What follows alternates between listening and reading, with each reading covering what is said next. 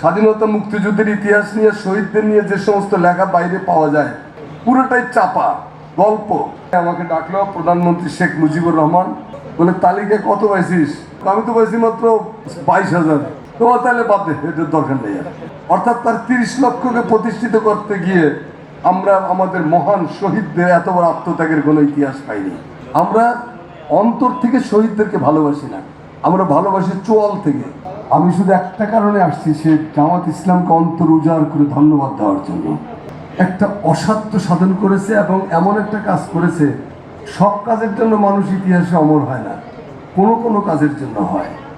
এই কোনো কোনো কাজটা হলো যে জুলাই বিপ্লবের পরে যেটা আমরা সবাই চাচ্ছি, এখনো চাচ্ছি, যে শহীদদের একটা পূর্ণাঙ্গ তালিকা করেন, শহীদদের একটা এনসাইক্লোপিডিয়া করেন, শহীদদের একটা কোষ করেন, শহীদ কোষ, জুলাই বিপ্লব শহীদ কোষ। কেউ না বুঝলেও আমরা আপনার প্রয়োজন বুঝি, আর তাই তো অত্যাধুনিক ফিচার সম্বলিত বিভিন্ন সাইজ আর কালারের 250-টিরও বেশি ডিজাইন অপশন নিয়ে ওয়ালটন স্মার্ট ফ্রিজ বোঝে আপনার প্রয়োজন।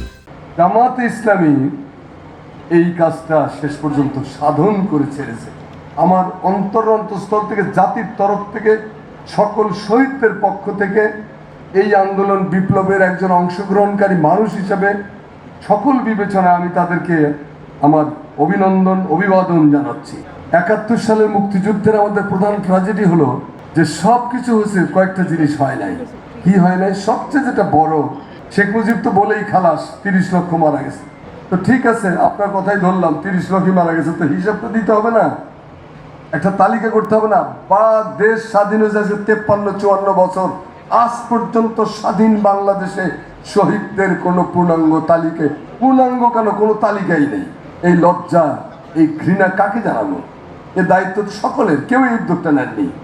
আসাদুল্লাহ সাহেব বলেছেন যে উদ্যোগ একবার নেওয়া হয়েছিল, আমার এটা সেল করে দেওয়া হলো, উনি তখন ডেপুটি সেক্রেটারি, বলে সেল করে দেওয়ার পরে আমি কাজ শুরু করলাম। 2 মাস পরে আমাকে ডাকলো প্রধানমন্ত্রী শেখ মুজিবুর রহমান, বলে যে তুই কি কদ্দূর গেল? বলে যে কাজ তো প্রায় শেষ। বলে তালিকা কত পাইছিস? বলে আমি যেটা পাইছি সেটা তো বলতে ভয় লাগতেছে। না, নির্ভয়ে বল। আমি তো পাইছি মাত্র 22,000, এ তো পাইনি। তোমার তাহলে বাদ দে, এটার দরকার নেই। এই যে বাদ দেওয়া হলো, অর্থাৎ তার 30 লক্ষকে প্রতিষ্ঠিত করতে গিয়ে আমরা আমাদের মহান শহীদদের এত বড় আত্মত্যাগের কোনো ইতিহাস পাইনি। পুরোটাই চাপা গল্প। স্বাধীনতা মুক্তিযুদ্ধের ইতিহাস নিয়ে শহীদদের নিয়ে যে সমস্ত লেখা বাইরে পাওয়া যায়, বিভিন্ন জনে লিখেছেন, সেটা প্রত্যেকেই তো নিজেকে বীর হিসেবে জাহির করেছেন। 52 ভাষা আন্দোলন, বিশাল বিশাল কাণ্ড কারখানা হয়ে গেছে। ভাষা আন্দোলনকে বেস করে বাংলা একাডেমির মতো প্রতিষ্ঠান গড়ে উঠেছে, কিন্তু ভাষা আন্দোলনের প্রকৃত শহীদের সংখ্যা বলতে পারবে না কেউ। সবাই বলে যে রফিক, শফিক, বরকত, সালাম, জব্বার, তো তারপরে আর বলতে পারে না। এই যে তোতা পাখির মতো একই বাণী প্রতিদিন, প্রতি সময়, মুহূর্তে মুহূর্তে উচ্চারণ করা হয়, অথচ প্রকৃত শহীদদের তালিকা কেউ প্রণয়ন করলো না। শহীদদের তালিকা একটা গুরুত্বপূর্ণ জিনিস। ভারতের রাজধানী দিল্লিতে স্বাধীনতা যুদ্ধ কত শহীদ হয়েছে তার প্রত্যেকটি নাম লেখা আছে। যারা টাওয়ার হ্যামলেটসে গেছেন, লন্ডনে টাওয়ার হ্যামলেটসে ইস্ট ইন্ডিয়া কোম্পানির কত লোক কত দেশে গিয়ে কিভাবে মারা গেছে তার সমস্ত তালিকা আছে টাওয়ার হ্যামলেটস মিউজিয়ামে। আমাদের নাই। আমরা অন্তর থেকে শহীদদেরকে ভালোবাসি না, আমরা ভালোবাসি চোয়াল থেকে, চাপা শিল্পের বিকাশ ঘটানোর জন্য।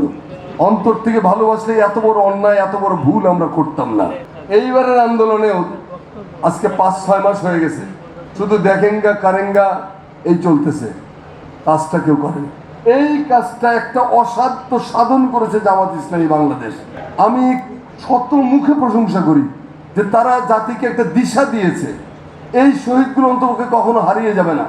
আমি যতটুকু শুনলাম আমার বুলুল ভাইয়ের কাছে, যে পর্যন্ত প্রায় 700-এর উপরে শহীদ পূর্ণাঙ্গ তালিকা একসাথে, কিভাবে তারা শহীদ হয়েছে, তাদের পরিচয় কি, তাদের আইডেন্টিটির সাথে ইত্যাদি ইত্যাদি, ঘটনাটা কি, এইরকম ভাবে 713 জনের মতো বললেন। 713 জন, 4টিখানি কথা না, এবং এটা চলমান প্রক্রিয়া। আরো আসবে, এই পর্যন্ত 10 খণ্ড বেরিয়েছে। কত পৃষ্ঠা? 2500 পৃষ্ঠার 10 খণ্ড বেরিয়েছে। আমার ধারণা এটা আরো 10 খণ্ড হবে। এই যে কাজটা কারো কাছে তারা জানতেও দেয়নি, নীরবে নিঃশব্দে এভাবেই দেশপ্রেমিকরা, দায়িত্বশীল মানুষরা সবসময় জাতির জন্য প্রাণ উৎসর্গ করে, জাতির জন্য কাজটা করে যায়।